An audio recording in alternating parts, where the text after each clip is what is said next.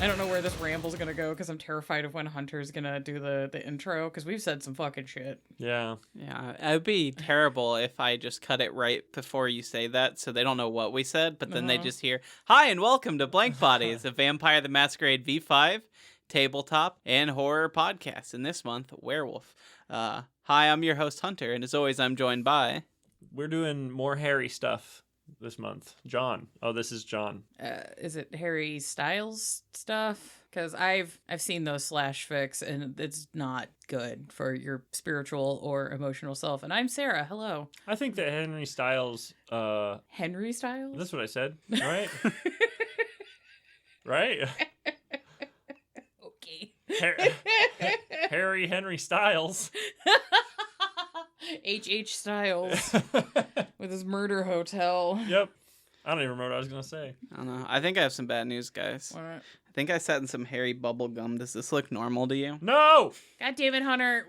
I thought you stopped doing that. I haven't done it in a long time. Yeah, And just to note, I didn't actually do it, listeners. yeah, just bat-winging people left and right. Well, usually you only get one or the other. That's fair. Yeah. Unless you got a lot of room. You get a preview, but not the whole show.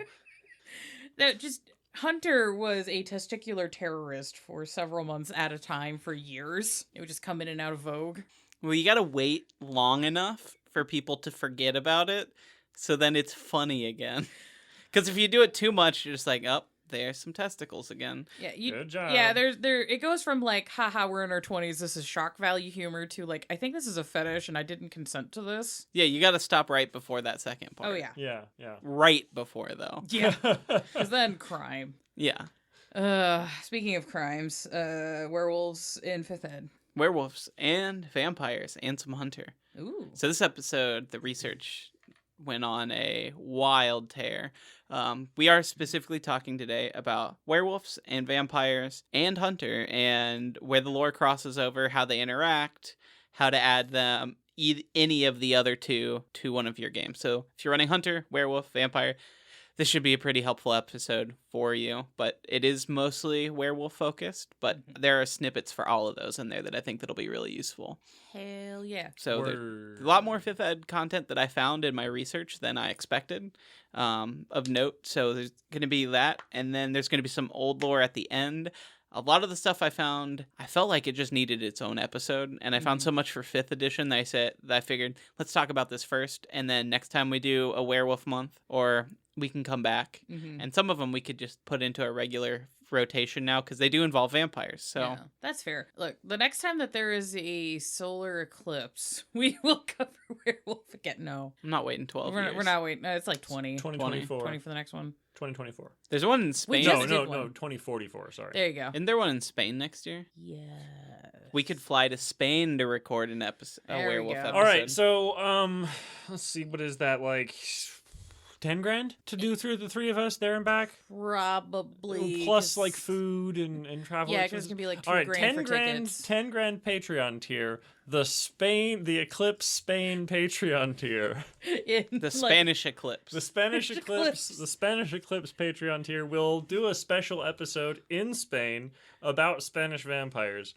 Oh god. There's actually some Spain lore. There's a whole fucking Ibiza by Night book. Really? There we Nice. go. We'll start reading now. Well, not now. Hey, Pay us. We're going to Ibiza. Oh, I'm excited to get bullied Hey. by continental Europeans. That'll be a great time. Back to the islands. Hey. Hey. Content So warnings. if you are, sorry, tangent. If you're being bullied by continental Europeans, is it wrong to pull the American card in that we're really fucking good bullies too, pal? I haven't ever had to pull out I'm going to show you why we don't have health insurance card in my life. Like, seriously, I've said it at, like, table for a haha a couple of times. The most I've gotten and having to deal with that is they'll say yada, yada, yada, and then I will Google a very unfortunately named dessert that's from their country of origin and just send them that Wikipedia page. Is it spotted dick? No, that one's fine because it doesn't involve the N-word. Oh. Yeah. Yeah, there's a lot of European countries have some sort of national dessert that is a chocolate-covered something, and they call it N-word something. Huh. So, Pro tip, guys, for internet interactions. Internet comment etiquette. Yeah. Anyways, I'm sorry, Hunter. Come No, on. you're good. So content warning, other than what Sarah just said. Not much, actually. It's a pretty chill episode. We'll be talking a little bit about vampiric embrace, but you're listening to a vampire podcast, so that probably isn't too worrying. But there will be death, pain, destruction, regular vampire stuff. So my sources today are the W5 core book, the V5 core book, the H5 core book, and Under a Blood Moon from Old World. Ooh. So pretty simple core books and then one legacy book. So let's start where we've been in 5th edition so far. We're going to start with vampires crossover. So to set the tone, werewolves in the W5 book refer to vampires as leeches. I get that. Less, Bloodsuckers. yeah, not even really vampires. They mostly just use the term the leeches is what it seems to be when you're reading through it. Yeah. Yeah. Mm-hmm. I get it. It's a parasitic animal that, not a great job, werewolves, because they are kind of important to their biomes. I'm just saying, but it's a good comparison. vampires and mortals could technically be mutually symbiotic creatures. Yeah. Unfortunately, a lot of vampires make that difficult. Yeah. So it's like, it's a little out of pocket, but I get it. Mm-hmm. Yeah. Yeah. Often they tend to be unwanted allies at best and are usually two-faced, manipulative, and part of the problem from the werewolf perspective. Not wrong on any of those fronts, to be honest. Yeah. Specifically in that all the things that werewolves are standing against, the Captain Planet, pollution, destroy Pentex. Turns out vampires tend to be on a lot of boards for companies. Yeah, just the sheer amount of venture that are on or either fronting people on the boards for like Lockheed Martin alone. Yeah, there's a lot of shit like that. They also tend to show up. Werewolves don't usually get along too well in human society. Like we talked about, their werewolf powers kind of other themselves in a very specific way where they're kind of like in an in-between state between humanity and the rest of nature. So they tend to get pushed more towards like subcultural movements and outsider groups and stuff. And guess who else tends to hang out in those a lot? Huh? Younger vampires. Oh my god. So they're running into them a lot. Huh. This is W5 then? Yeah. Okay. I guess that makes sense with like a lot of the elders gone on both sides. One, those like territory boundaries could start getting more and more blurry. Yeah. And two, I think in most aspects of life, the younger generations are usually more like, all right, look, even if we don't necessarily trust you, you can be over there and I'll be over here and we'll just hang out quietly. Kinda. If you want to run that kind of game, you can. Right. I'm just saying, I feel like that makes a lot more sense. Yeah, than like the old fuckers. Right. Yeah. Where it's just like, I have been fighting werewolves for 6 centuries. Of course I hate them. Yeah. So the W5 core book actually contains 2 pre-built vamps in the back to use as antagonists or for your stories or however you like. I think these are particularly interesting to look at coming from vampire. And the book is largely like most World of Darkness books, written in a way that's from the perspective of the guru. It doesn't have a specific author, but it is kind of penned in a way that you're seeing the perspective of the werewolves through the writing. So the first one, there's the younger Dimebag Dracula. Oh my god. This is a great for an uncomfortable information exchange. They know something your party needs to find out, and you wish you could ask anyone else. They are like the ones who tend to run like a record store or that kind of thing. They're younger, and somehow whatever's going on, that's the dickhead that knows, and now you have to deal with them. I just keep imagining what's his nuts from the Buffy movie, Paul Rubens' character. Oh, yeah. The one that just dies for the entirety of the credits. I'm just like, oh no. I don't remember that one. Oh no. Well, we're gonna have a movie night then. You want to see All right. Dracula Pee-wee? Hell yeah. Hell yeah. Yeah, and then there's another one that they called Count Fucking Orlok or some shit is the name of the template. Fuck yes. These are more monstrous and openly quote-unquote evil sort of antagonist. The book sets this pre-built up as the sort who's actively participating in the crimes against Earth and its people the werewolves work against. So that includes things from like megacorps polluting to like human trafficking to destroying holy sites to taking over holy sites for their own uses. Like these are the vampires that are old. They've lost their humanity, and in losing that, they are actively working against the werewolves' long-term goals. So these guys are the kind of fuckers that they're not going to try and deal with usually. It's a we have to get through you kind of situation more. But they're also a lot tougher and stronger and have better resources. So they're Count fucking Warlock or something. Yeah. It's just, the vampire from Bordello of Blood where you have to get the cross laser gun. Yeah. Mm-hmm. I like the idea of having a Dimebag Dracula that as the story progresses, they get hints that Dimebag Dracula has been Count fucking Warlock or some shit this whole time.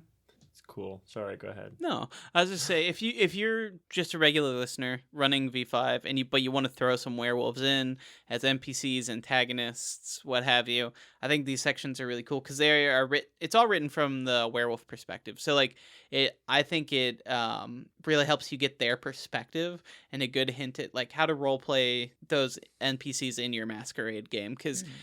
We'll get into it in a little bit, but V5 kind of sets the werewolves up as mindless killing machines, and I think this puts a little more intelligence and character behind them. I mean, like, you can read the whole book and get what they're up to, but even just, like, their actual perspective on vampires versus what vampires think, it's pretty different. So, Right. One thing I thought that was interesting, too, to note, I mean, I know these are templates, too, but they specifically don't say anything about the clans, which I think is hinting at their lack of knowledge of vampire society whatsoever. I have a feeling that most Guru, likely not be able to tell a Ventrue from a Gangrel, other than, like, that guy's in a suit and that guy's in my woods. Yeah. And, like, maybe even just think of Malkavian and Nosferatu and be like, oh, they're a bit more fucked up than the other leeches, but I don't know how that works. Some of us look different, so. I would say it probably is like a... Werewolves know, well, not werewolves, vampires a lot of the time will at least know, like, okay, they got, like, packs or some stuff. They've got different families, I guess. It's tribes, I think. Yeah, whatever. And I feel like in a werewolf game it'd be similar. They'd be like, okay, they're like all mafia families or something. They have bloodlines. Right, yeah, okay. It's like, are you a Sabbat? I've heard that word. Mm-hmm. Yeah. Right. Unfortunately, we will get toward that in the end, but there's some reasons they might be more aware of the Sabbat than other vampires. Oh, good. But we'll talk about that a little bit. In the W5 core book, these NPC vampires use werewolf gifts, which is their version of disciplines, to emulate their disciplines. But I think if you're a V5 player and you just want to run a werewolf and you want to put vampires in, you can totally run up a character sheet and roll those as written, especially for an NPC. I think they just did that to make it easier for someone who's got one book and wants to throw a vampire in. It's not, all right, go buy another $60+ book just for some NPCs. Like, so that is an option too. Opposite is true in the other two games too. So like in V5, the werewolves in that use disciplines that you flavor differently, and then there's pre-made ones for Hunter that you use that you flavor differently for both of those. But if you have them and you're running NPCs, go ahead and write them as you like. So I'd say I think they did a good job so far. It seems still pulling off the like almost in the relationship between vampires and werewolves. It's the relationship of the fighter against the wizard, other way around. Vampires being the wizard. Where it's like low levels, I think they still did a good job of like a baby, like a teenage werewolf could probably kill 2 or 3 just adult vampires who are 20 years old or whatever. But an elder could take on a decent size, 2 or 3 maybe werewolves before it's a serious challenge. And it feels like, maybe I'm wrong because I haven't looked at werewolf as much, but it feels like they did a good job of balancing it while still having that flavor of like, don't fuck with that thing over there. I feel like it's really deadly. Vampire V5 specifically isn't super deadly of a game, but with a lot of the antagonists and stuff they give you, it can be. But if you're putting like high-level vampires against like high-level werewolves, it's going to be like a 2 round someone's dead tops, unless like you're going full out like tactical play. one is just going to nuke the other. Right. So that it's balanced in a very... And that's, I mean, that's... I think it makes sense. I'm yeah, not that saying... makes perfect sense, especially for these supernatural critters. Like, it makes sense in D&D to say, like, yes, the battle lasted 20 minutes, you know, or whatever, and which is a crazy long fight, to be fair. But it makes total sense in werewolf or vampire to be like, homie, we were all sitting at the table eating dinner, and then 5 minutes later, the entire house was covered in blood. I don't know what just happened. Yeah. You know, it totally makes sense because these things are fast, they are strong, they got razors for fingers sometimes. Yeah. I think I definitely think we'll talk about it in a bit later. I think there's definitely room for like some crossover play here. You just have to accept that like when things go down, things are likely to go down permanently, if you know what I mean. Like if you really get into the weeds of it, like stuff's gonna die. Right. It's not gonna be a friendly, we're all having fun game. Yeah, but you know, at least with World of Darkness games, these games tend to be have a little bit more nuance than what a typical like D&D game would be, where the only way you get good at things is killing people. Because you get XP for doing various other things. So at least for what most World of Darkness games are going to be, I feel like werewolves and vampires tend to be pretty balanced against each other until combat. Yeah. And then it's very skewed towards the werewolves, but you just kind of have to outlast their rounds of rage. And then they're a human, and then or a wolf. Then they're squishy as shit. Yeah. I think or do the thing that a lot of vampires would do and just do social. You know, do it to where we can fight, and then we're gonna schedule a duel because you're a werewolf in honor, and then be like, cool, I'm gonna piss them off until they kill their family. Yeah. Yeah. And on that note, I think it's actually worth going back to V5 because the original V5 core book has pre-made werewolves in the back that I think are kind of worth touching on again because that book did come out in 2018, and I was surprised at like some of the numbers and stuff, how well they kind of lined up with what happened with W5. Yeah. Like mechanically, I know this book went through some delays and rewrites, but like mechanically, seems like they were kind of knowing how this was going to go even back then, or at least had plans for it, because surprising. But so in the back of V5, they're dubbed the Great Enemy by elder members of Clan Gangrel and Ravnos. The Lupines stop at nothing to destroy vampires whenever they cross paths. Some even track kindred from afar, encouraging all vampires to ensure their havens are safe and secure from werewolf attacks. These creatures are at best in the wilderness. As vampires control the cities, Lupines control the wild. Okay. So makes sense. Yeah. That's why Goblin roads. Yes. Also very big tonal difference though from the werewolf perspective, which is like, oh, I hate dealing with these guys. Oh, fuck. They're kind of scary. And then the vampires are just like, do not. They will destroy you and your family and your home. I hate to keep going back to it, but I think that it's again a good highlight of the difference between the two supernatural creatures, where the werewolves are looking at these vampires like they're fucking scary. They like manipulate the world from afar, and like they are the reason the corporations have as much power as they do. And then the vampires are like, if we get in a fight, they're gonna rip me in half. Yeah, it does set up a place where even though they both seem to fear each other, the vampires have much less reason to talk instead of just running. Yeah. Well, it's because they're in cities, and cities continue to expand with population, and these wilds are getting smaller and smaller. So like, it's almost like again pushing the concept of apocalypse here. Werewolves don't have anywhere else to go. They kind of have to reach out and work, where these vampires are like, well, the humans are expanding for us, so... It even kind of says that. Since it's going along with it saying, do you want to read this quote I have here? Oh, shit. Yeah, the dime bag Dracula? Yeah. The dime bag Dracula always tries to charm, seduce, or strike a deal before resorting to violence, and tries to escape as soon as they realize they're dealing with werewolves. If they manage to escape, half of the vampires in the area go to ground, while the other half devise plans to acquire some of that sweet, sweet werewolf blood. Why did I struggle so much with acquire? Anyway.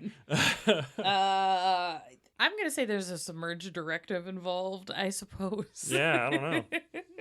I don't know. I think I'd struggle too. I don't think I could fight a whole choir. I mean, how big maybe of a a choir? children's choir. I don't know. They're like little and wiry and quick. Some of them have a lot of kids in them too. You ever seen Gremlins? It'd be like that. Nah. A children's choir would be very easy to stop. I just have to find a Matt Pat video about Five Nights at Freddy's and put it on. Defeated. Done. Instead of saying you died, it says you're distracted. Look, it just said achieve victory. It did not tell me how.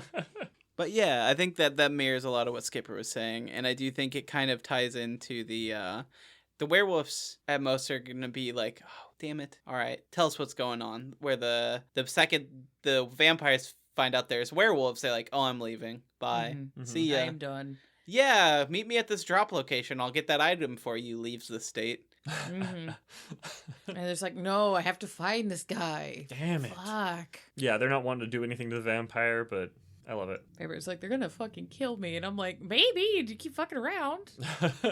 Yeah, one thing I thought that was really interesting, talk about the numbers. I didn't specifically note it in the script, but so we talked about it last episode in our mechanics episode. But if you remember, the claws attacks give them a +3 on all the attacks. That is also true all the way back in the V5 core book. Mm-hmm. It mentions most of those numbers line up. At least if I did some quick maths, if you are building a normal dice pool, it's about right. Oh, okay, that's good. So it's not like I have to readjust everything now, throw it away. Yeah, you'll probably want to tweak it, and knowing a lot of World of Darkness players the way I do, they're probably going to want to build a character sheet, and you can totally just do that out of the W5 book, but the templates aren't bad. And so if you already have the V5 book and you just need like another werewolf template, there's that. I love templates. Template. The amount of NPCs where I'm like, I've spent time writing personality and backstory, and their character sheet is just a fucking template, and I will never tell you. It's a template, and then quick scratchy notes on the disciplines I have just decided to use in game that now have to be canon. Because I was just trying to do something cool. Well, it's got to be here now. Yeah. Hopefully no one asks where they got this power. Don't worry about it. Side quest. Side note, the players did not ask. They never do. Yep. They're distracted with other stuff. They're just like, we almost died. I'm like, yeah, you're right. Don't worry about where the Lasombra got celerity. Yeah, it's fine. Who gave the Lasombra celerity? Technically, it's possible. Someone just had to teach them at some point in their hundreds of years on Earth. Yeah. But since we're talking about all the cross-splat stuff, I think I also went and got the H5 book out and looked at what they had to say about werewolves. So, Sarah, do you want to read this quote? Sure. Primal terrors of fur, fangs, and claws, werewolves are some of the most dangerous creatures a hunter can face in direct physical conflict. Thankfully, most werewolves that show up on hunters' radar are outcasts and misfits. Their prime distant is one directive or another. Yeah. For hunters, it's kind of the opposite that werewolves and vampires deal with, where they often meet in their human form or presenting as human, and then their true natures are slowly revealed. You find out, oh, fuck, this guy's vampire. Oh, shit, werewolf kind of situation. For hunters, it's more, they likely see a terrifying scene left by a werewolf's frenzy and rage, and now they're trying to stop whatever beast is capable of such violence and terror. They see the wolf form, the beast form first, and then it's revealed their humanity later. So, they might be trying to track a werewolf down and kill the beast that slaughtered a family, only to realize that the creature may be more noble, relatable, or human than they thought. Mm-hmm. Just some terrible monster's been going through and destroying things in the neighborhood. Little do they know that it's the local grocer the whole time. Mm-hmm. Yeah, I thought that was interesting, because we are getting to the point, and especially W5, I saved it for a future episode we're planning, but it does talk more about like specifically werewolf hunters and like Pentex and their version, which is like their version of the Second Inquisition. They have their own version, Second Inquisition. There's a lot of cross stuff that comes from H5. Pentex has an R&D department with the Second Inquisition. For fuck's sake. They're focused on werewolves. Well, they're separate, but we'll get into it. I'm just saying, comparatively, they have a team at Pentex that is like, oh, there's werewolves around, send in the strike team. Check. Yeah. Was that a shotgun cock? Was that a check being cashed? Who knows? Probably both. They're kind of the same thing sometimes. You guys have been shooting freedom too much as of late. That's what's happening. Hey. Casting ballots. So good. It's so fucking good. No, it's That's great. that's big talk for someone who's not a super citizen. Yeah. I'm in college. Okay, and what's that doing to help fight the bug menace? It's gonna let me understand the brain bug. The brain bug. There is no brain bug. They The are Ministry of Information told us. Oh, Yeah. okay. I'm sorry. Yeah. See, if you'd gone to college, you would have been told about the brain bug. No, the Ministry of Information said there is no such thing. Yeah. Mhm. Just like they said, well, they also said there were no such thing as flying bugs. Yeah. But there was a mutation. They didn't know that the mutation happened. And they definitely didn't cause it. No. Okay.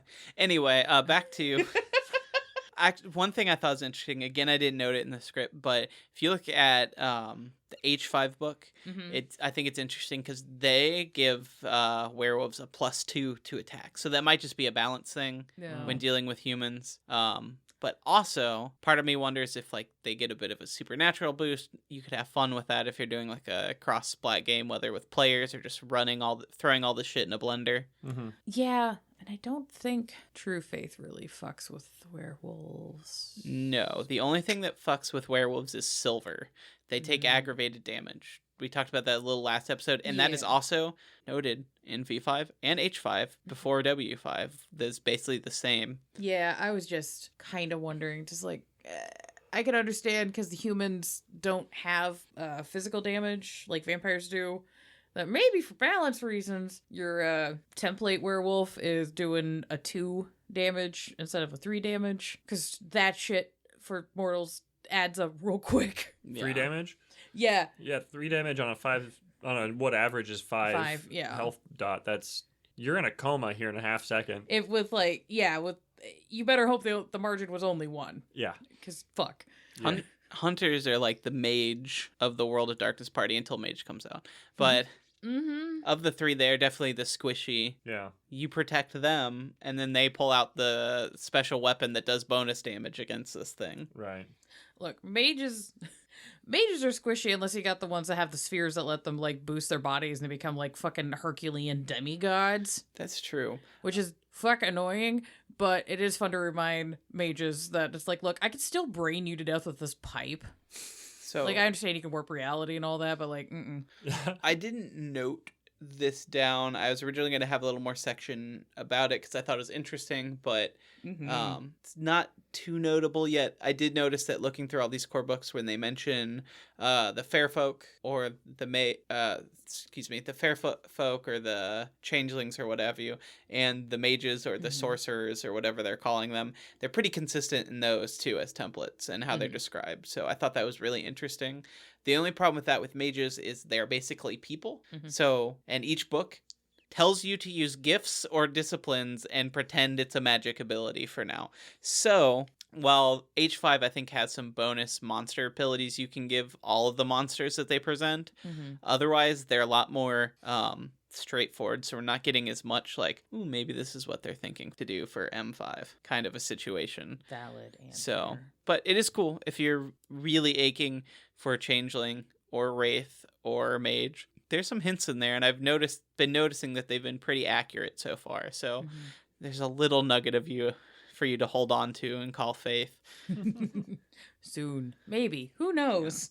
Or do the scary thing and let someone play a mage, make them follow humanity, use hunger like magic points, and then give them access to all the disciplines and gifts and hunter powers. And make them the easiest to kill. Oh no. Have fun. Yeah, I mean, as long as you're telling a story and having fun, what could go wrong? What could go wrong? I'm just sitting here going like, if it's an NPC mage, I'd just be like, their abilities are fuck you plot device, which is essentially playing a mage game. So.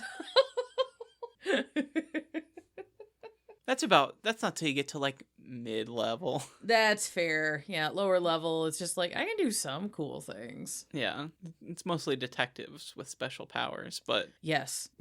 but yeah. So looking through all these, I haven't tried it, so I can't give it the 100% hunter seal of approval. But I feel like as long as you're willing to add a little bit of caveat to your game, I don't think it would be a problem if you're an experienced ST, you've run 1 or 2 of these games, to let players commingle in a game. I've heard a couple people who've done it and said it's worked well. As long as you like trust your players, I think it'd work fairly well. The only thing is maybe at like that session 0, just talk, be like, how do you guys feel if this werewolf player rolls well, he kills you? Is a possibility. Is that on the table? Like, there's a couple questions like that you might want to ask. But otherwise, I'm thinking it, from what I've read, it's not D&D. You're not adding everyone's XP totals together and saying, all right, they need a CR 20 combat or whatever. No.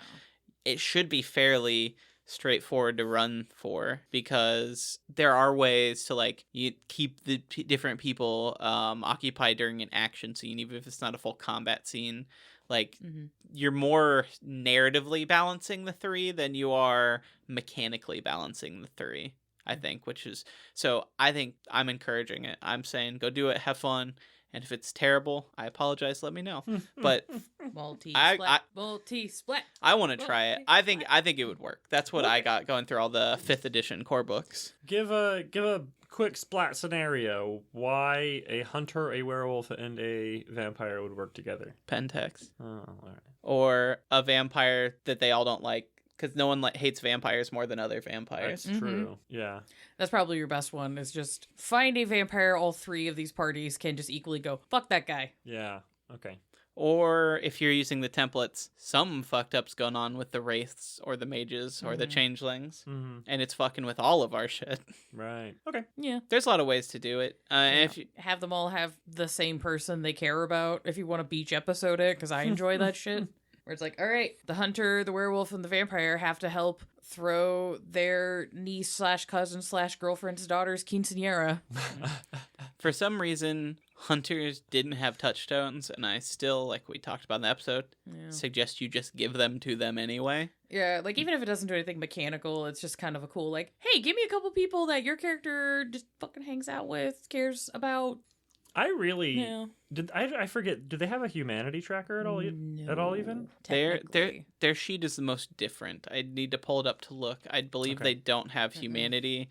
They have their own little system, and it's I would say werewolf and vampire were more 1-to-1 than hunter was. Hunter was interesting. I would tweak hunter to be more like the other 2, but that could be a whole episode where we talk about that. Because I think we talked about it in our hunter episode, where it's like, one of the cool things in that setting, in my opinion, is what lengths do these people go to capture their prey? Yeah. And the loss of humanity and the loss of the touch of like civilization and what it is to what we're fighting for. As much as we are fighting, Yeah, just descending into becoming a slasher. Exactly. I think it's such a cool idea.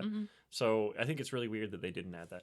We're talking about werewolf. We're talking about everything, but I do think it was worth bringing up, since this is the crossover episode. I wanted to bring over, at least start talking about that a little bit, to plant a seed in your and our listeners' minds, because it's something people have always wanted out of World of Darkness. I've heard Chronicles was better than Old World. I know Old World was a nightmare of balance to try and do that with, but I heard Chronicles was better. I never ran multi-splat, but as enemies, they all were, I think, a little more balanced than the previous edition. And it seems like this is better, even more gooder. Even more gooderist. Yeah, it's the best. It's the gooderist so far. Yeah.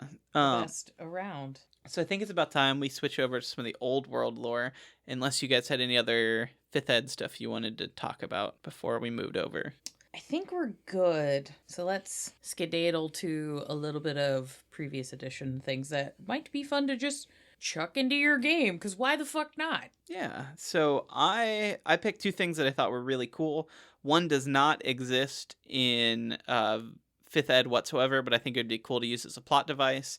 And the other is, we're going to talk basics of a major plot point that we'll probably do a whole episode on eventually, but I wanted to throw it in there because it is worth talking about here. And they're both from the book Under a Blood Red Moon. So first we're talking about abominations, because I just thought they were fucking cool and terrifying. Oh god, yeah. Cool. Yeah. So an abomination is a werewolf who has been embraced and turned into a vampire. literally the plot of Underworld 2 or 3. Was it 2? I've only seen the first one. I have them all, and then we were going to do a movie night when we were starting to play V5 again, and then we never got around to it. We just started playing the game instead. I just remember the scene where, like, her and Michael Sheen met up, and then they had, like, really hot sex in a fucking, like, storage container, which was a weird place to have a really steamy sex scene, but, you know. It'll get steamy, especially with how wet the whole movie is anyway. It's so damp. Yeah. Yeah, so, but yeah, it's very dewy film. Damp. But yeah, that's for your pop culture reference. I feel like, though, if I were running it, you wouldn't get big, buff, cut, just dude, like this blue hot dude, the hot blue dude. Yeah, he was weirdly blue. Yeah, you wouldn't get that. That whole movie is weirdly blue, though. That's true. Yeah. It was style at the time. It was a nice shift from everything being kind of green for some reason. Yeah. Yeah. Back to abominations. In lore, they have a bunch of different names, including the Vrikolas, the Undying Children. The most interesting, I think, is Luna's Demons. Vrikolas. Yeah. You got it. No, you're good. So these are Guru who fall to vampiric embrace, turning into a twisted combination of both monsters, and these motherfuckers are terrifying. Love it. Love it. So these don't exist in 5th Ed. I just want to touch on that again. I'm going to talk a little bit of mechanics, but just know I kind of glazed over it a little bit because it's old edition. I didn't want to confuse people with numbers that don't apply anymore and dice pools that you can't roll off a modern sheet, stuff like that. Yeah. So I've kind of abstracted it, but it gives you kind of an idea if you are brave enough to put this into your game. If you're a mad lad ST that's like, you know what? My fucking players have had it too easy. Well, this is also, to answer Skipper's earlier question, a good reason why a vampire, a werewolf, and a hunter might be working together. Yeah. That's a good point. Yeah, that's why part of why I put this in here. I was like, if we're doing crossover, there it is. Oop, there it is. Hey, fellas. Okay, so here's why they're terrifying, though. Abominations gain access to their new clan's disciplines while maintaining their Guru powers, gifts, and shapeshifting. Okay, let me tell you something. I had a LARP experience last summer with a surprise abomination. Oh. I was in a fucking basement. That was actually the, like, research lab haven/laboratory of Azamizi, a very powerful one. And then an abomination just was like, hi, and I'm like, look, it's already dumb fighting in a basement. Just adding those two, I was like, I should not be here. That's a bad idea. There's not a whole lot of things in World of Darkness games that make me as a player go, oh, no, this is one of Abominations them. are one. This is one of a handful of them where I'm just like, this is bad news bears. I'm just thinking of a Nosferatu embraced werewolf. No. What a especially when he shifted. What a terrifyingly ugly creature. But oh my god. But also, what happens if you use what is it? Potence. Potence. Thank you. They have potence. Yeah. Could have access to potence. What happens if they use potence as a werewolf? Do they just keep adding to their strength? Oh lord. Yeah. Yes. Yeah. Fucking hell. That pool would be insane. Yeah. That is like, hey, can I borrow a few die? And by a few, I mean like 10. That is like the only realistic way that you're gonna kill like one of the elders or like the antediluvians. Yeah. You're just like, okay, we just need to make a couple of these. It's fine, guys. It's fine. Afterward, they'll hopefully kill each other. Just put them in the room. It's fine. We'll just like shake a bag of bells at them and they'll freak out. Yeah.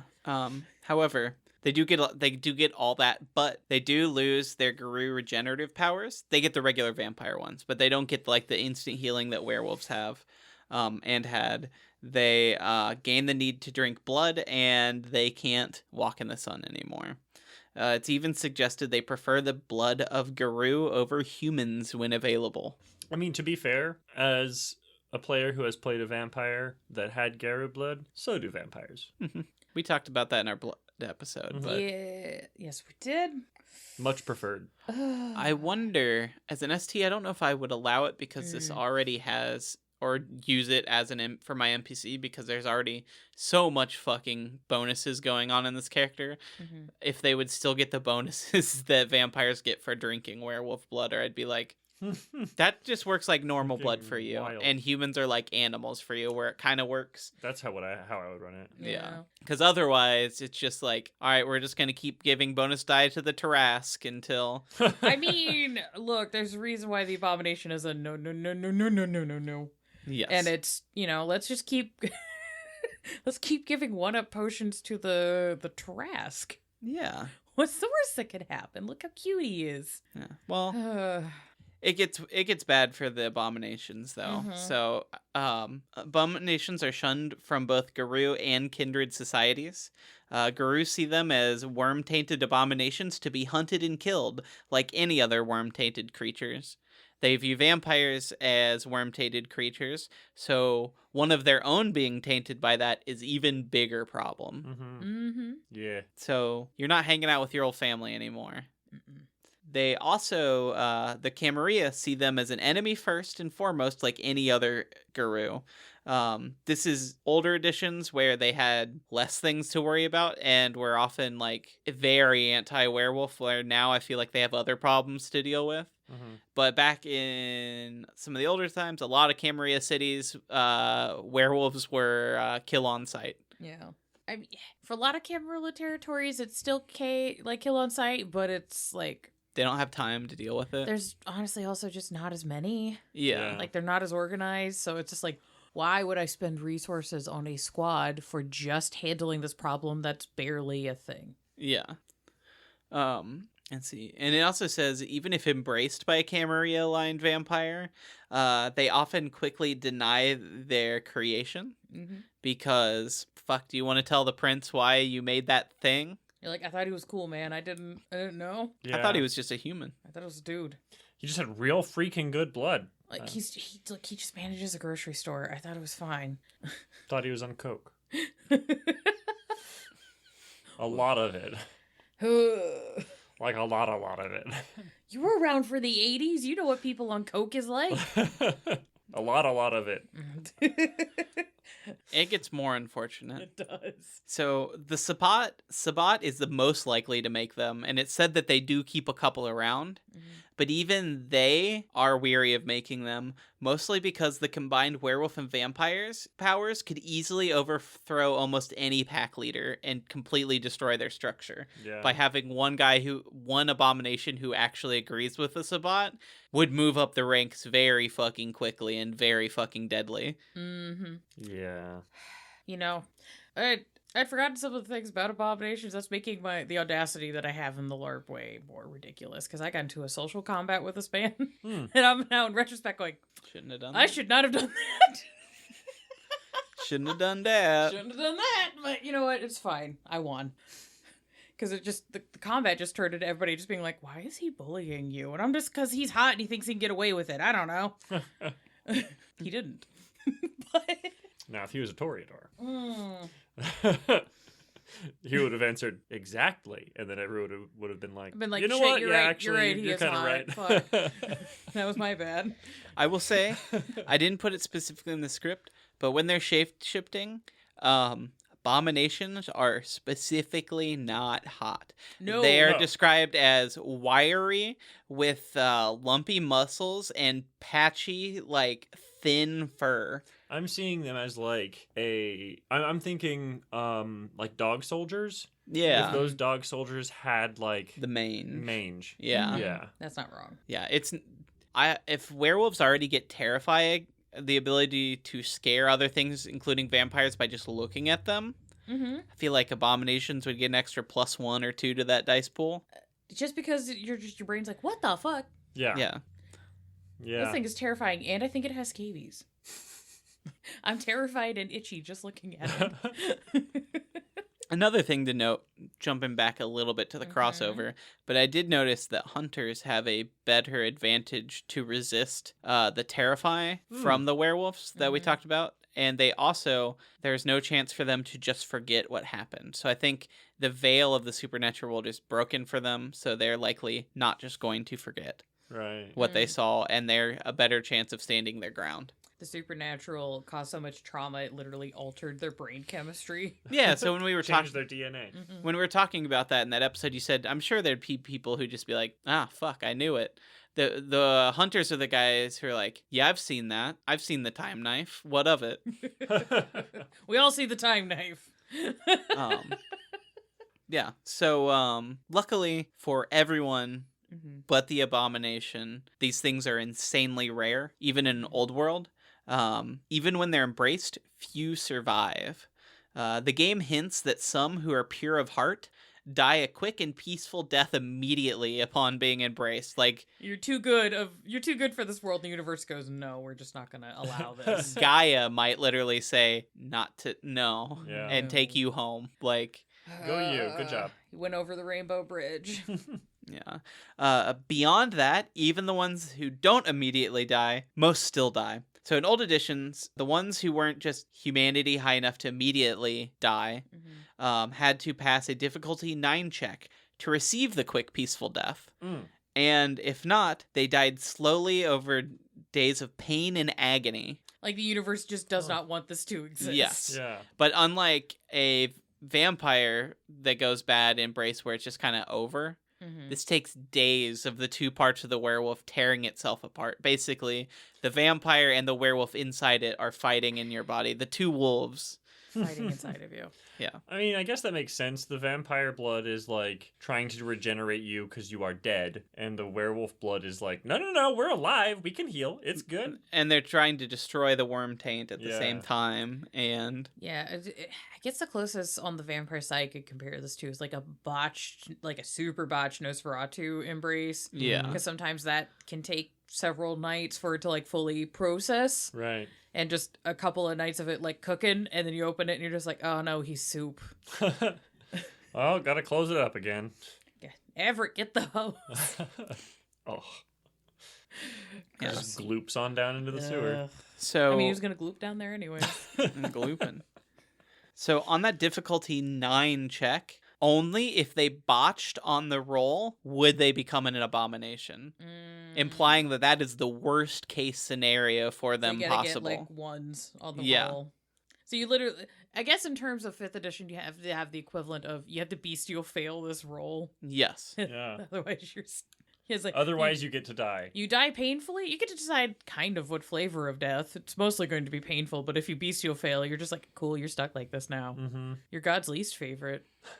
It hints that their pain may be permanent too. So even if they live, they are in constant torment and pain. Because again, the guy is trying to heal them, kind of thing. Yeah. That's the flavor in my brain, at least. Yeah, I like and that. then the beast is just screeching in their head all the time. Oh god. And even if Gaia lost out and you are just a vampire with some wolf abilities, like that's not the way things were supposed to work. Like you didn't get put together right. Like it's like you're a pug. I imagine it'd be like in the movies when, or even in this, when you transform, it's kind of presented as exciting or dangerous or, mostly positive or terrifying for the things around you. I would flavor it as like painful. Like this is the shape shifting that you do. Your vampire flesh doesn't want you to. You're technically dead. Like it would not be a pleasant shift. It would be a what's it? Let's go name the fucking song and not the movie. Werewolf of London. American Werewolf? Yeah, American Werewolf in London, where like it is painful and it is not a quick transition. I might also chuck in was it 2014? No, I'm trying to remember the year. I don't remember. The Van Helsing movie with Hugh Jackman. Yeah. Has some of my favorite werewolf transitions where it's like they're clearly like about to have a seizure, but instead of actually seizing, they just start like flailing around and then they have to like literally rip their skin off of themselves to reveal the wolf underneath. And I'm just like, ow. Yeah. Like that looks like it sucks. If you're running one of these in your game, I think what you're hinting home at with is that their existence is pain and agony. So that's pretty much it until you die. It's just a constant struggle where no one wants you around, even really the Sabbat. There are some hints apparently that there is one pack of them that roams the West Coast. But otherwise, most never meet another one. They're so rare. Oh, good. It has friends. Great. There is one good ending for them. rumors persist that an abomination could achieve Golconda. Oh my god! So What the It has fuck? vampire, so Yeah. technically. yeah. So upon achieving the state of ascension, they have a choice. They can die a quick, peaceful death and be redeemed, or they return to their human form as a Gru and become a child of Gaia again. So their Golconda Huh. immediately devamps them, and they just go back to being a werewolf or die. Yeah. Huh. And canonically now that is the only way to not be a vampire? Or an abomin. Yes. Right, to stop being a vampire, Vampire in you have to general, yeah. go and become an abomination. So Well, you have to be a werewolf first. You have to be a werewolf first, and then Get become a embraced. vampire. And, Survive all of that. yeah. Then achieve Golconda, and then not die again. Yeah. And then Okay. you get to be a human. Okay, I Yeah. have to. I have to bring this you up. are, by when I say A human, werewolf. you're a Guru you're still. Guru, So yeah. you're still a supernatural But critter. you have gotten rid of your vampirism. Yeah. Yes. So I have to bring this up because we're talking about this level of fucking nonsense. Can we talk about Sam Height a little bit? Yeah, I originally had a bigger section, and I think that he could be his own episode. And there's also mostly because there's so much fuckery going on with that character that we haven't talked about that would need its own episode to describe, like some of the mage shit.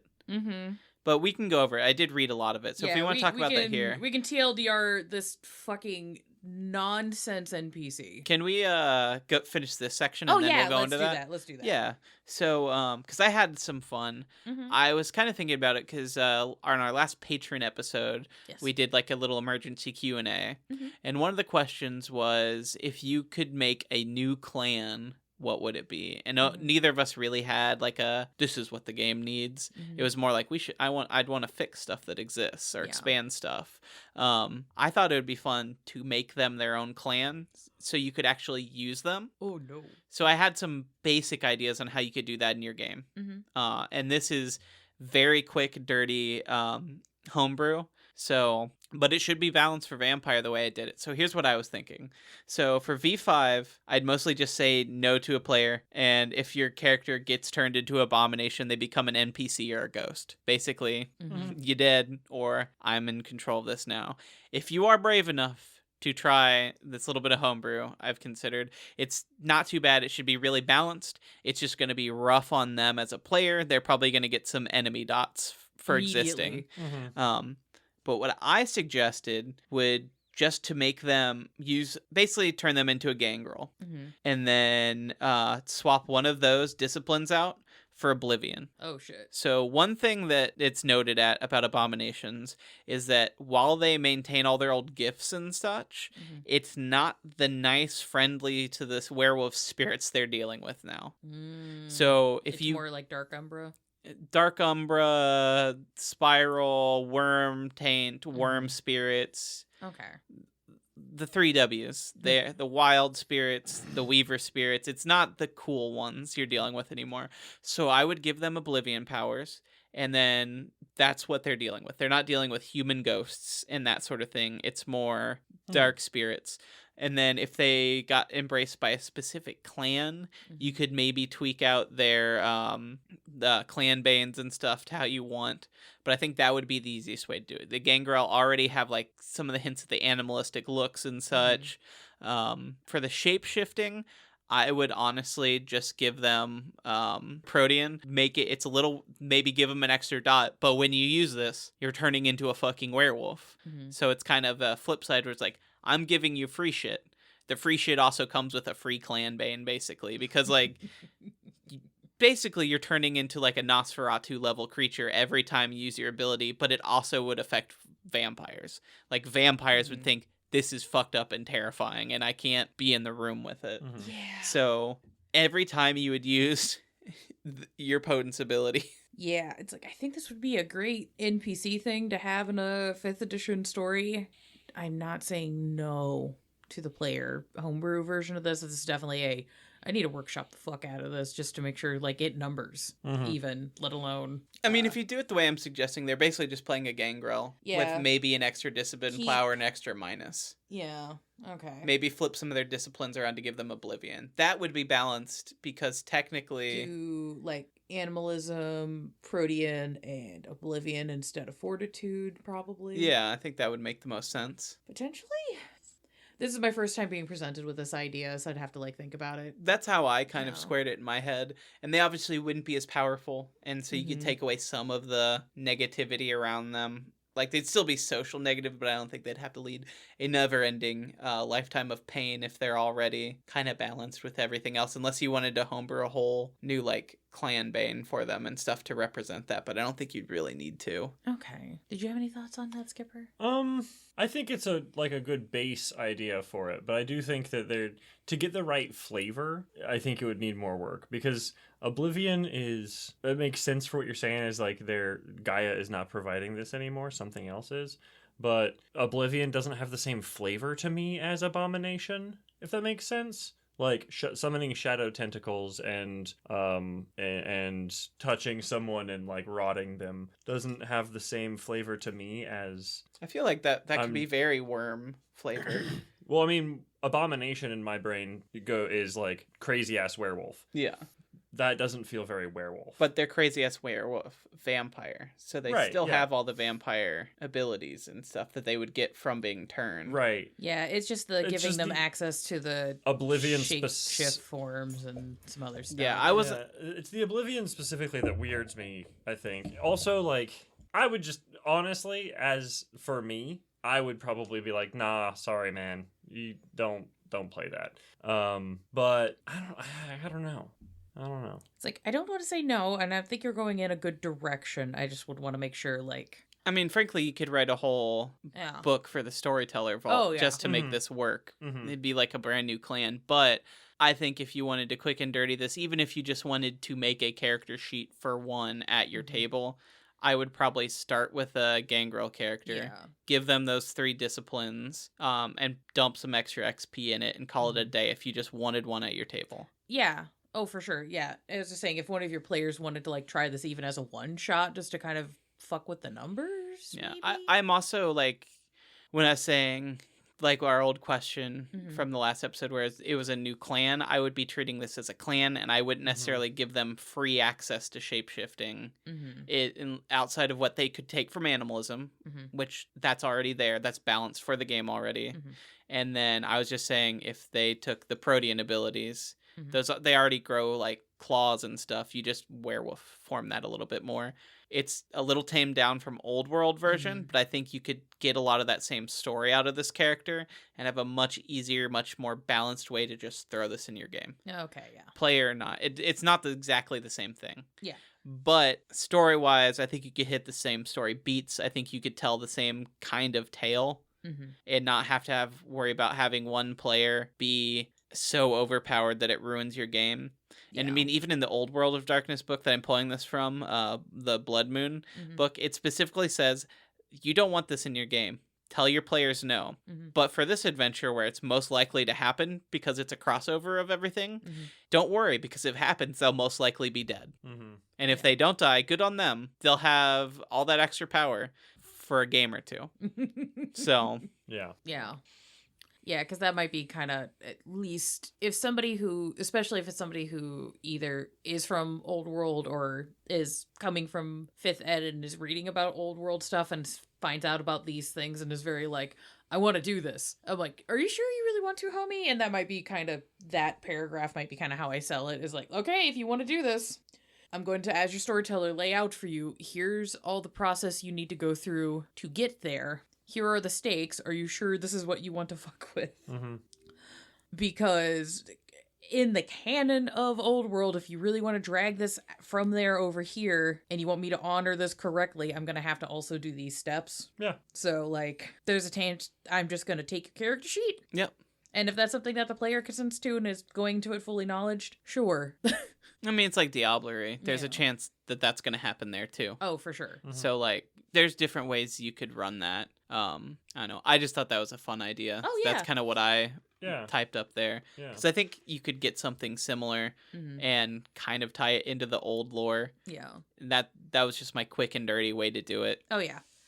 I don't think it's a bad idea, especially if you have to, like, quick and dirty, just, like, pull something right now, for sure. Just unfortunately, my number crunch brain kicked in and was like, I'm not saying no. I might just want to refine things a bit if anybody wanted to carry this on for longer term, Yeah. if that made sense. It's also difficult because all these numbers are from like early old world. Mhm. So it's got really inflated numbers. Mhm. So you would have to do a lot of math to kind of tame that down to like where revised is Mhm. plus to where V5 is now, which has much smaller pools in general. They're Yeah. about half the size, I would say, generally. So Yeah, and then my crazy ass would probably be taking 2 dice trays with 2 sets of dice and just like rolling them against each other repeatedly just to kind of see what the averages are going to look like. yeah, and I didn't bring it up because we're talking V5, Mhm. but they had a whole nother, not humanity, not I don't remember what werewolves had before. I think it maybe have just been rage, but Mhm. before they had the Hirano and the Hoglash, like we talked about last episode,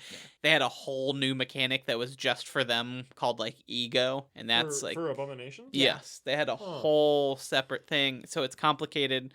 So I would say you're gonna want to simplify it, especially if it's not something a player is gonna touch. You don't need to be making a whole new mechanic for an NPC. But yeah, That's what a template's for. yeah. Speaking of which, I know, Sarah, I had originally said we are going to talk about this, and the story is so fucked that I think it needs to be its own episode. Yeah, that's fine. I just feel like if we don't TLDR, just the convoluted what the fuck problems can happen with multisplat. Yeah. So the warning is a character named Sam Height. And I'll give the quick TLDR, and Sarah, you can Mhm. add in. But here's how I had originally summed up who Sam Height was. By the original writers, he was a joke character, but he was a joke character that kept showing up in books, and to the point that he became a major character and they had to deal with him.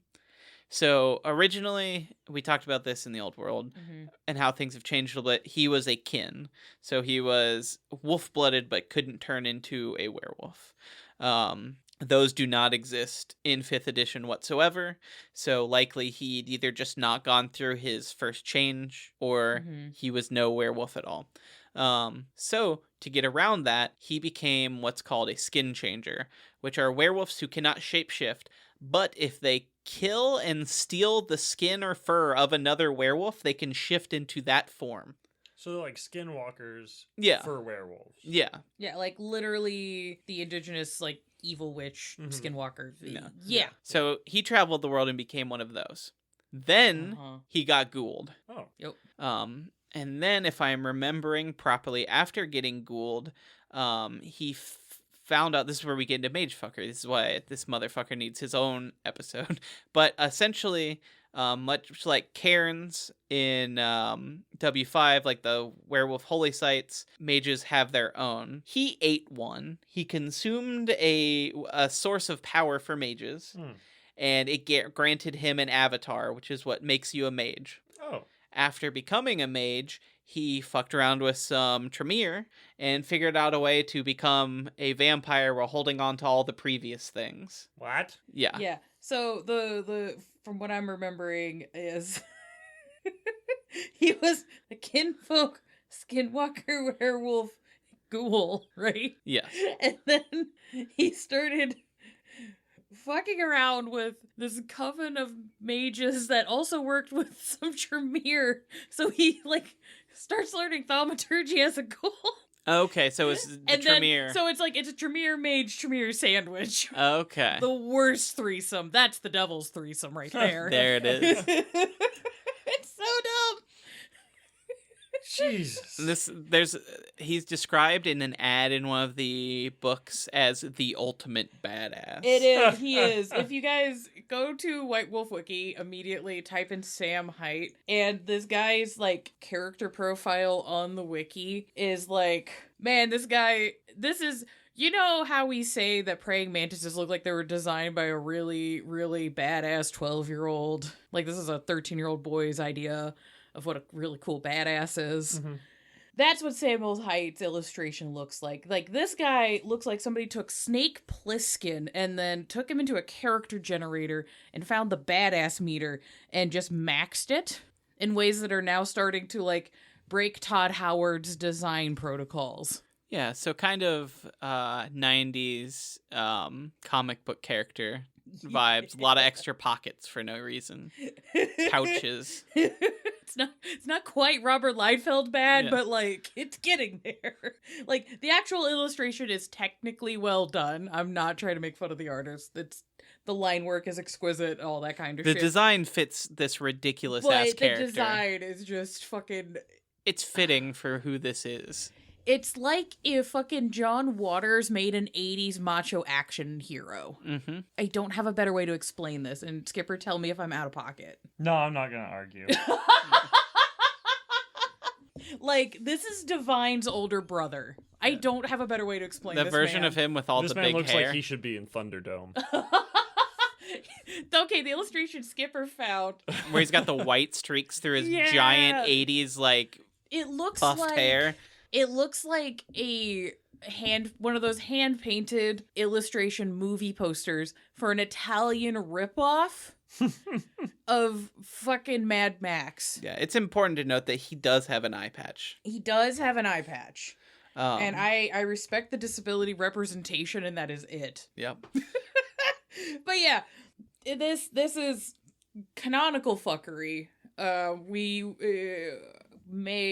We're gonna throw him on our list of NPCs we're gonna do deep dives on, just because it's like, what the fuck? Yeah, he'll be on the NPC poll. He dies Multiple times. 3 times that I could find minimum. There are like 3 canon deaths for him if you count every adventure that was published as canon. Mm-hmm. He will die at least 3 times. One of which spawned one of the oldest running Old World of Darkness inside jokes. If you know, you know. If not, we'll save that for... I'm not gonna read his full character sheet because I do have it on the White Wolf wiki. I'm just gonna read to you guys. You know that portion at the top of the sheet that you just write vampire, clan, or you know what your auspice and breed is. You know what tradition of mage are you? I'm gonna read only that portion of the sheet. Strap in, fam. Breed Hamid, which I believe from what we discussed means he should just be human. Mm-hmm. Breed Hamid, technically just a guy. Tribe outcast. He thinks he himself is the first of the skin dancer tribe. So this motherfucker It's like, I'm the one. with the full audacity of a mediocre white man walked in and went, I'm the original bad guy. It's me. Oh my god. Tradition. Orphan. That's from Mage. That's from Mage. Nature. Deviant. Demeanor. Architect. That's from Vampire. Essence. Dynamic. Auspice. The Urge. Like, just saying this. Sorry. They had to design a custom character sheet for his ass. Oh my god. This is like this is the lifted kit Ford F-150 of fucking World of Darkness characters. I fucking hate him. Yeah. So he's going to go on, once we finish the clans, we talked about doing tribes next, and then maybe events or NPCs. He's definitely going on the NPC list. Oh yeah. We might in between. Yeah, we're still working out the schedule on things, but we have some plans, but he's going on the NPC list for sure. Oh my god. I'm sorry I derailed the episode, but I was like, I feel like if we don't talk about this for at least 5 minutes, people are going to yell at us. Yeah. I had this in the script originally, and then I cut it because I wanted to talk about other things too, and there was no way to diet. We didn't even talk about anything he actually did. No. Those are just like that long. That's just him. That's just how you get to his through his character sheet, basically. It reads. I understand by the point it got to the super ridiculousness. It was a joke, but it's such a Sonic OC no steel energy. Fuck. It definitely felt like someone thought they made a cool character, and then people just kept adding on to it in future books until it was like, look what you've done to my boy. Are you winning, son? Anyways, we're gonna end on the delightful event of the War of Chicago. Yeah. So I wanted to at least bring this up too, because it's likely the biggest brawl between Garou and vampires. Mhm. This is also one of the things that's going on our deep dive of events list, because the repercussions of this are massive. They are directly canon in 5th edition, especially for Vampire. Vampire is 100% confirmed it happened. The other splats, that basically makes it canon for them too. Yeah, there's not terrible. There's a handful of events in World of Darkness that are canonical throughout all of the splats where everybody agrees, yes, this happened. This is one of them. And I'll get into why. I have a quick dive through what happened. So this is early World of Darkness, very early. This was in 1993. Takes place in 1993. Book came out in 93, so early in the game. So in 1993, the truce between the Kindred and the werewolves was broken, and the Camarilla of Chicago call a blood hunt on all Garou. So before that, they'd kind of had like an agreement. It's like, we're staying here, you stay out there. There's some common areas you can go to. We're going to be chill. That ends in 93 for a multitude of reasons, some of which are spoilers for that adventure. So I won't go into the spoilers necessarily, but we are going to talk about the repercussions that we know happen no matter what happens in that adventure. So during these events, the major cairn of Chicago, a major holy library called the Phantom, was seized by the Spiral Dancers, who are a rogue group of Garou. Those are one of the ones I think, vaguely mentioned the first episode, but they're one of the non-Gaia following Garou clans. And then the Sabbat used all of this chaos to try to get a foothold in the city. So all the werewolves... Okay, so imagine this political sandwich, if you will. So everyone paid the phantom tax, basically, because this one cairn caused so much trouble that the vampires said, fuck all the werewolves. The werewolves said, fuck all the vampires. The Sabbat said, fuck all of you. Yeah. And then not only that, okay, it gets... Oh, just real quick before we get to ourselves. For those who don't know what a cairn is... Yeah, it's kind of a holy site for werewolves. It is like their home base. They draw power from it. It's where big spirits reside still. Yeah. As somebody who had to explain what a cairn is quickly in character to a bunch of vampires, my elevator pitch on a cairn is it's like Elysium and what is the Temple Mount were combined into the same space. And also a changeling court to some degree. Yeah. And I was just like, yeah, just imagine, like, one of the most sacred places you could ever, for whatever the fuck your faith is, combined with an Elysium. Yeah. So it's like, do not fuck around. No one's allowed to fuck around here. No. It's a spot where, like, different werewolf packs will come together to talk, like in Elysium. And, like, shit's not supposed to happen. You can leave and fight outside, but you're supposed to be chill here. Kind of location. So, and fights do happen. They're werewolves, but it's not the goal. It's not on the itinerary. So this is a major adventure, and it's the adventure that came with the supplement for the original Chicago by Night. It's called Under a Blood Red Moon. It also is where the abominations came from. So if you want to read more on that, that's in that book as well. So this is a major adventure that has options for you to run it as vampires, as Garou, as a Sabbat pack, specifically. As hunters, or mummies. Oh, this entire Werewolf Month saga was completely the impetus so Hunter could fucking no-scope us with fucking mummy. Always.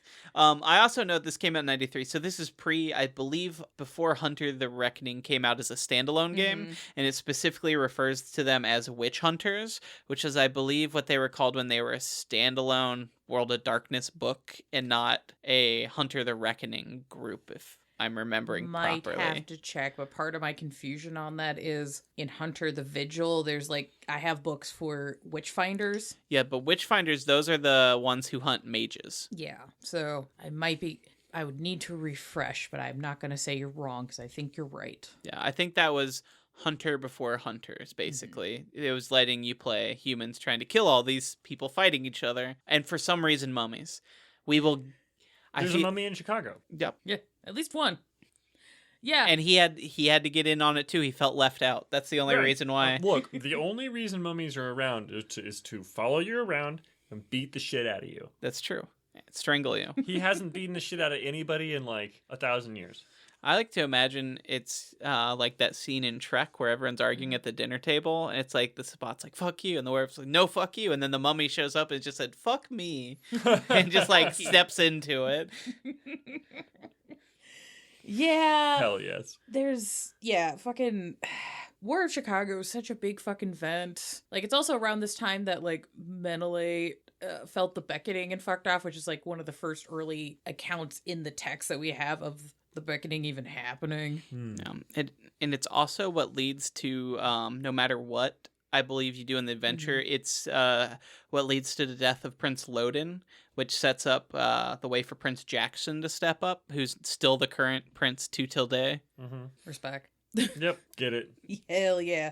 And I do believe that, because I haven't read up on War of Chicago in a hot minute, but I do believe that the fuckery of the fighting between the werewolves and the vampires and then the Sabbat packs attacking and cats and dogs living together, mass hysteria, I think it does fuck with mage shit. Oh yeah, bit. I just don't remember what it fucks with specifically. For my knowledge, they're not directly involved, but it like sends shockwaves through the supernatural world. I also don't want to give spoilers yet, especially if we're going to do a whole episode about this, and if people want to play this adventure, because you can totally play this with 5th ed rules from what I remember.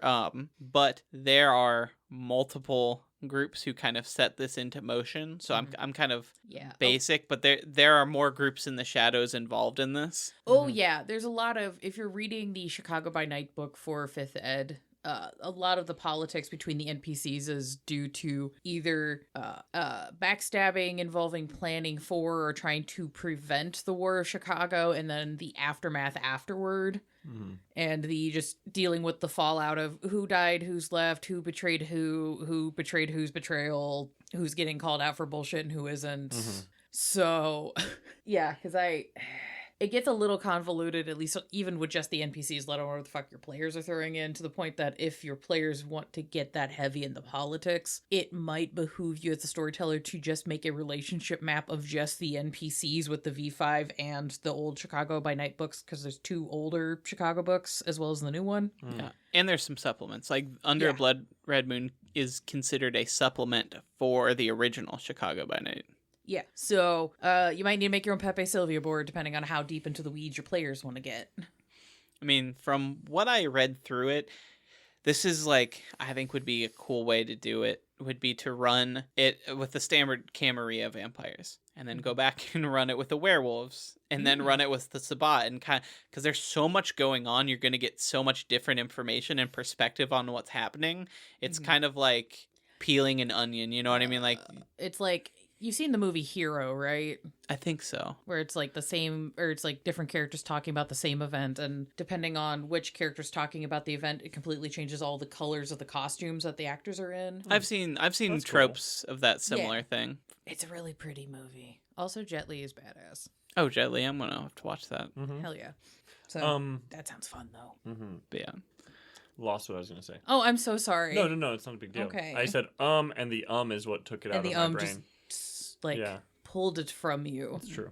But yeah, this is one of those kind of events where, like, even though Guru society is less connected and less attached to its own history, if you have any sort of lore keeper around, they know about this. This is one of those stories that your players are probably going to hear stories of. Like, if you have a new werewolf, like your Kinseeker, you've just been found, someone asks about vampires, someone say, oh, vampires, and then you're going to hear a story about the War of Chicago.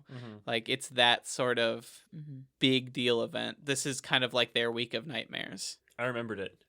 Or if you just fucking hate yourself, run all 3 at the same time. That would be... Oh, no. You'd one coterie of vampires on a different night, run the one group of werewolves on a different night, run the Sabbat pack.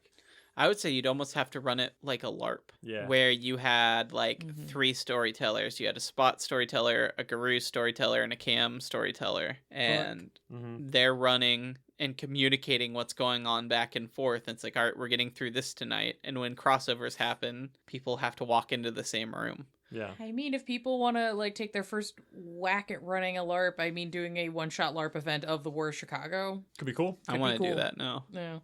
I'll play the mummy. Fuck me. Don't tell Eric. He's already registered too many events.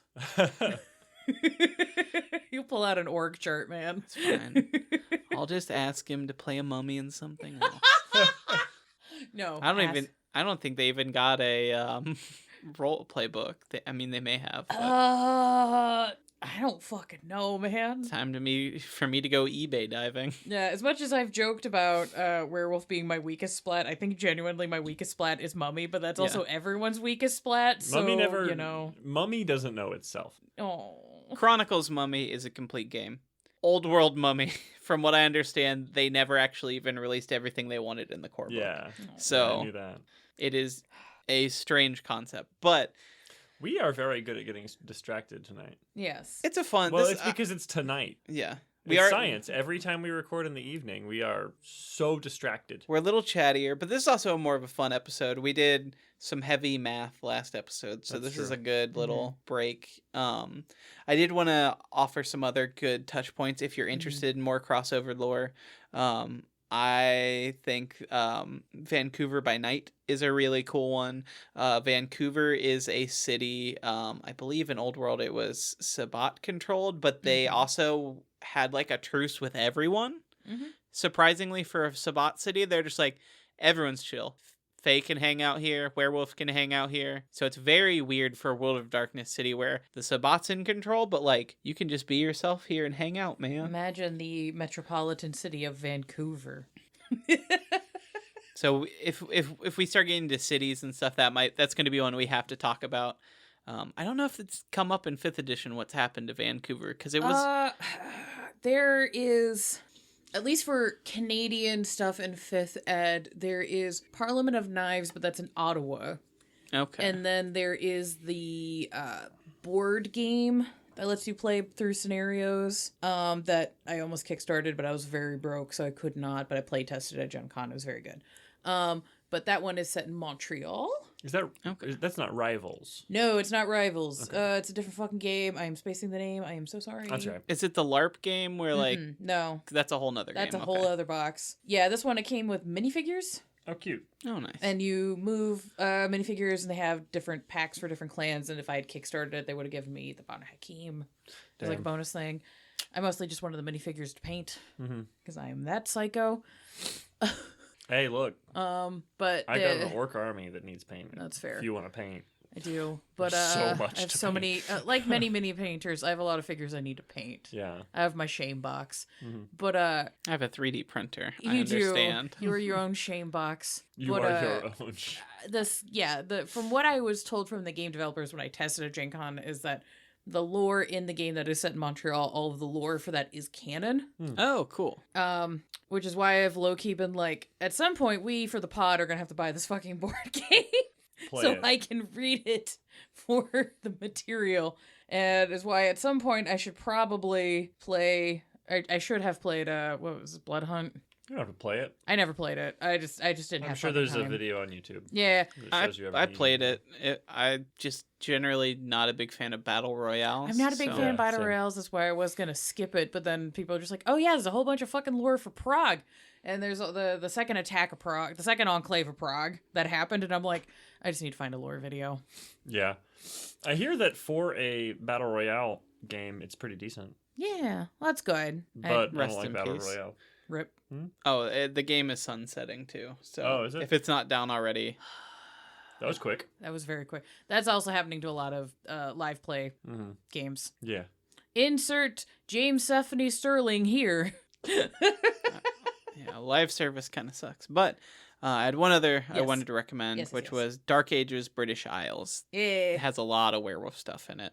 I did read some of those. It's very interesting. And unfortunately, those are going to have to go into the future werewolf discussion. But these are not, I know we're just doing 3. This is not going to be the end of our werewolf discussion. I think we're mostly just trying to get up to speed for everyone. So now we can start sprinkling in more werewolf content and not feel like we haven't given you a primer for it, at least. Yeah. So get good if you don't understand now. Well, now if we have to bring up werewolf things continuing forward, we can point at this Werewolf Month and go over there. Yeah. Yeah, that's fair. And I think there's a lot of stuff from Werewolf that would be worth touching on as a part 2 for some of the stuff that we've done for vampires. Like Yeah. We could do like a part 2 of like our homesteading rules and stuff where we like talk about cairns. We could talk some of the stuff we've done with like disciplines and stuff. We could talk about gifts, things like that.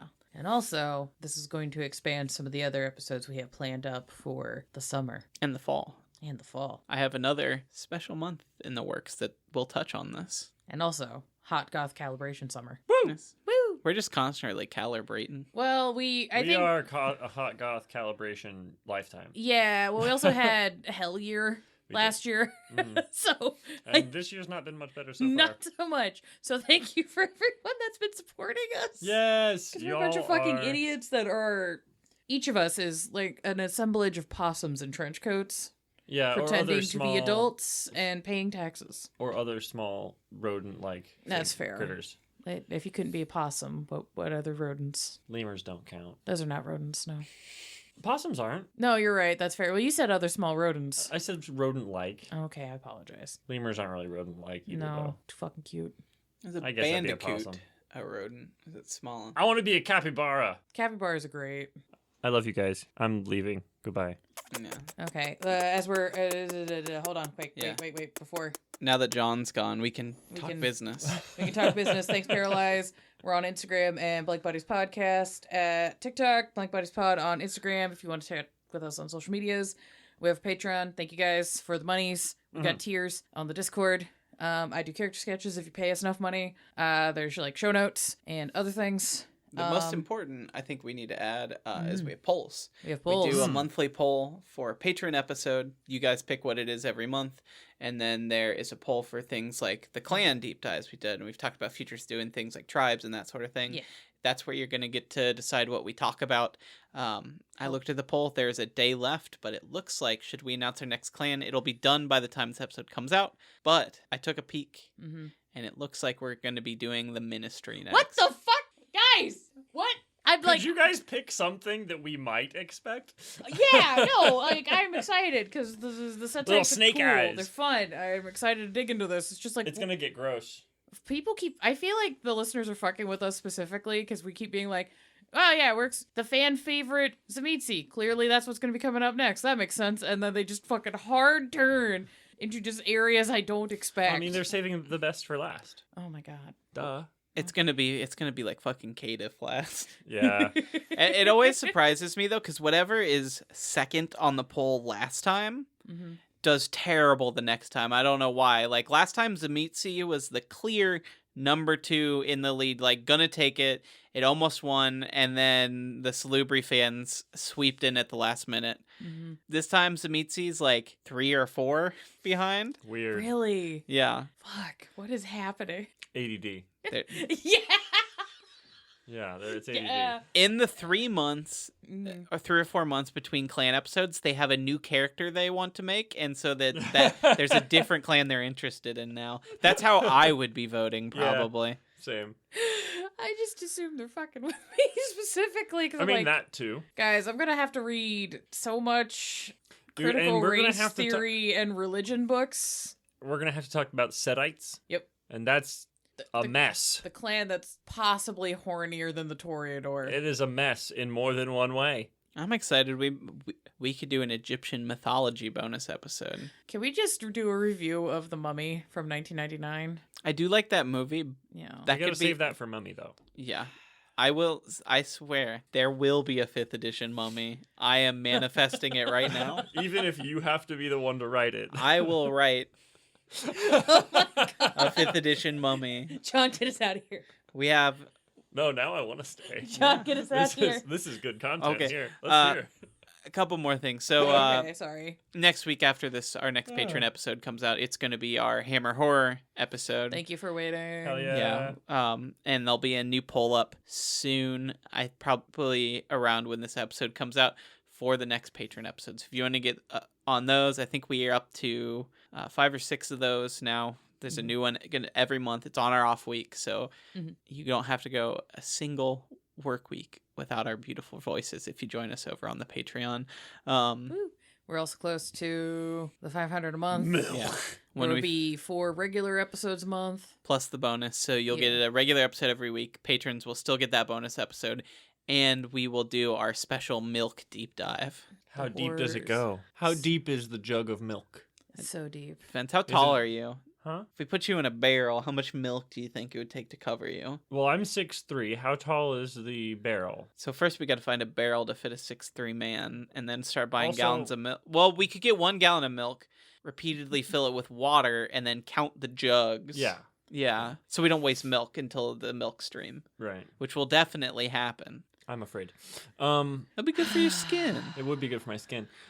I think that also it would depend on the how like big around the barrel is. If I'm it's like so a tiny tired. barrel where I'm like having to like squeeze in, not very much milk. Yeah. But if I get to move around at all, We gonna be a lot need more to milk. end this fucking month. oh hey guys, I do streams. Sometimes I do streams about like crafts and stuff, and sometimes I do streams with video games. It's on our Watch YouTube 'em. channel. Yeah, check it out on our YouTube channel. It's on Sundays. Yeah. Yeah. Sunday At afternoons. like 5ish. Yes. We need to end this, please. I'm so tired. The suffering continues. I know. All right, I love you guys, but for real this time. Bye. Bye. Mwah.